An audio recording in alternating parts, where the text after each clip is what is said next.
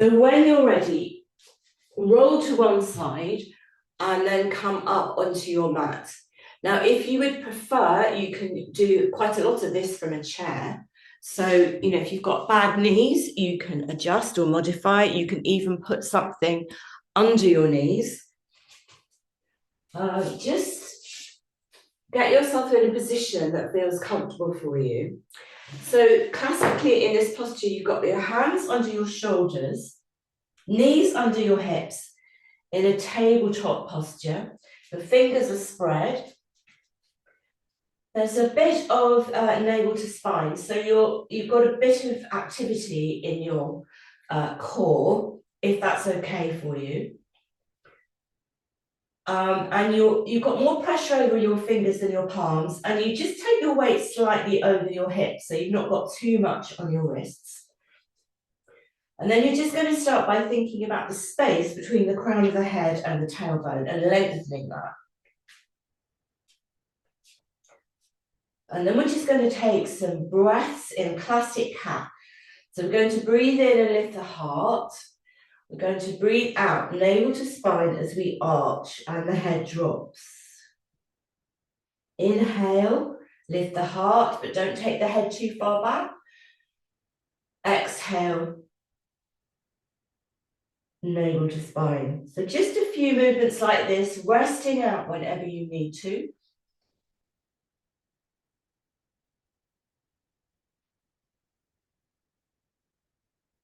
Just getting the spine to move.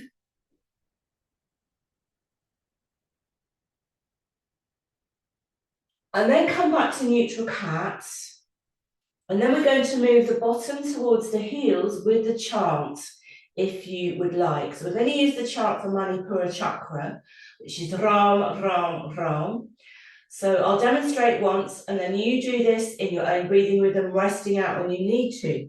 So I'm going to inhale and lift my heart, and then exhale, chanting my hips towards the heels. Om Ram Ram Ram. Inhale, coming forward, lifting the heart. Om Ram Ram Ram. And I would suggest you do that 3 to 5 times, and then you rest, because we then go into the next cat sequence. Keep listening to your body.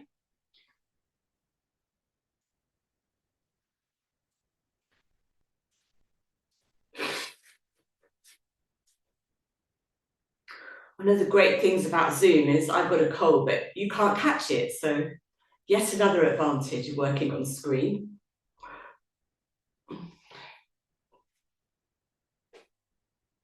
And when you want to rest, you can rest in any way that feels right. You might like to sit on a chair, you might like to rest on your back, or classically, from this sequence, you would rest in child's pose, taking your bottom to your heels, your head in front of you.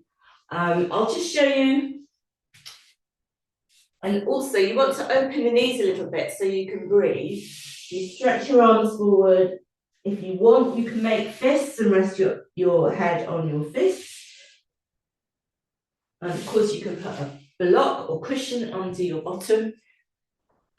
It's a position I find comfortable, but I am aware some people just don't like it. So you must modify. We've all got different bodies. Just rest for a few moments in whatever posture suits you. And again, take this time to recalibrate, restore, come back to the body, just explore with compassion how you are now, with kindness.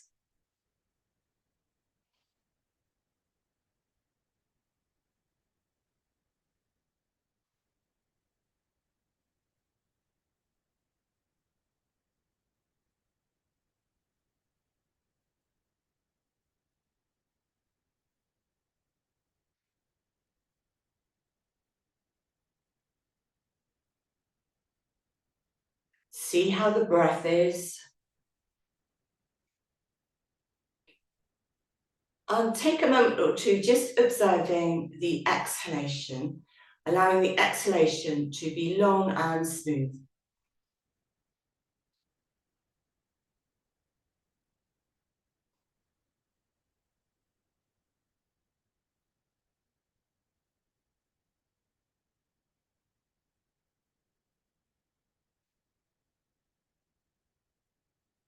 Now you can continue to rest, but if you'd like to do the next sequence, which is a bit stronger, most of you will know this, but it's more of a moving cat. Really good though for the back. Come back into your cat posture, into all fours. And I think for this, it's probably going to be helpful if you just do look at the screen, because when you're doing this at home, and I'm not there to adjust you, it's quite easy to get the head position wrong or to drop the arm, or we're going to do diagonal leg and arm stretches from the cat position. So just have a look. So again, knees under hips, hands under shoulders. If that's too strong on your wrist, bring your hands forward slightly. And all we're going to do is stretch up the right arm. So the palm's facing in and that right arm is level with the shoulder. And then the left leg lifts and we're pushing away with the left heel. The left leg is level with the hip. Have the navel into the spine. You might feel your left arm shaking if your muscles are not very strong. So don't hold it too long. Keep the breath slow. And look down at your mat to keep the back of the neck long. So just try that, holding for a few breaths. But don't overdo it. Please do not push. You're not trying to achieve anything here.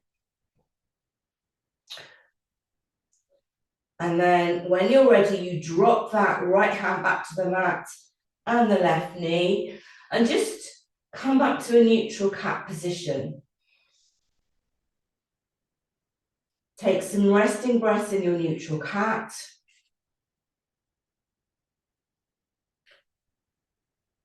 And when we're ready, we'll take that to the other side, this time together. So we're going to stretch up the left arm, level with the shoulder, palm facing in, looking down at the back, the mat to lengthen the neck. Right leg comes back, pushing away with the heel. Keep that leg in line with the hip and have the navel slightly into the spine. And breathe slowly through the nose. Now, if you want to work more dynamically, you're holding this for longer, but you might just hold it for 1 or 2 seconds. So please keep listening to the body, particularly if your arms are not strong, because if you've not got the muscle yet, this is going to be quite strong on the right arm, and you don't want to overdo it. And you come out when you're ready. You drop the right hand and the left hand and the right knee down. And then again, I would like you please to rest either in child's pose or as you did before, in any way that's comfortable for you.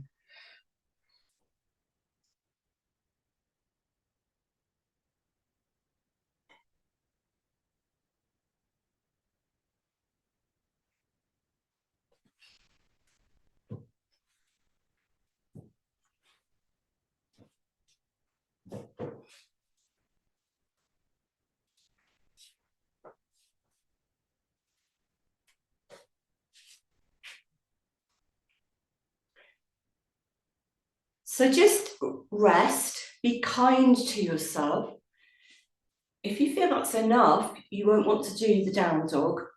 So really listen with kindness, do not push. I keep saying don't push because I'm so aware that those of us who had ME or have ME or long COVID, we are trying to push because we want to get well, but actually that's counterproductive. And also we live in a society where all the messages are to push and achieve. And these are messages which we need to change because they're actually not helpful. We want to know when to pace and know when we've done enough. And the way we do this is just to really pay attention. How does my body feel? How's my breath? How's my mind? How am I? So with your eyes closed, just really tune in somatically with kindness, with compassion. So that means not saying, oh, I'm so tired. Oh, why can't I do more? I could last week. Oh, everybody else can do more than me. No, we don't want to give ourselves those messages. And when we do, we abandon ourselves. We want to give ourselves messages of kindness and compassion, that everything is all right, just as it is in this moment. So the next part of the sequence we're going to do, if you would like, remember this is an invitation, we'll do a very simple down face dog, Ardha Mukha Svanasana. So if you would like to do this, please come into all fours again, into a cat, and I will talk you through it.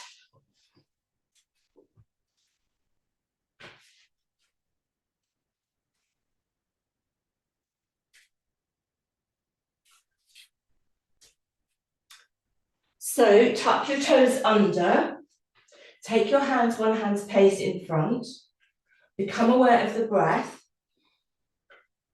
And again, before we go into the down face dog, listen to your energy levels. You might just want to hold for 1 or 2 breaths, or you might want to hold for longer.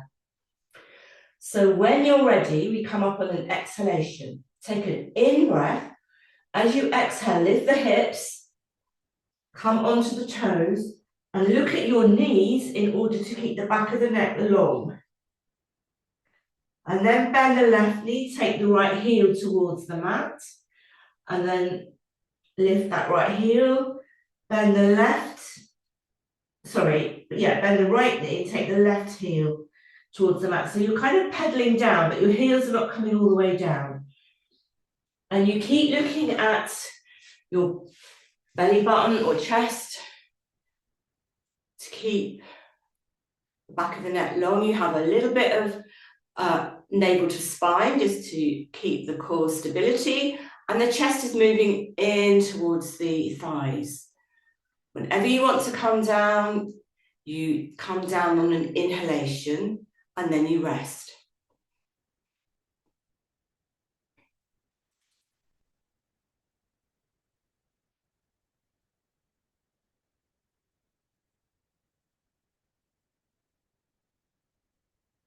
And when you rest, just let the mind become still. So if you can find a sense of stillness, just begin to focus on that stillness, giving your attention to resting and stillness.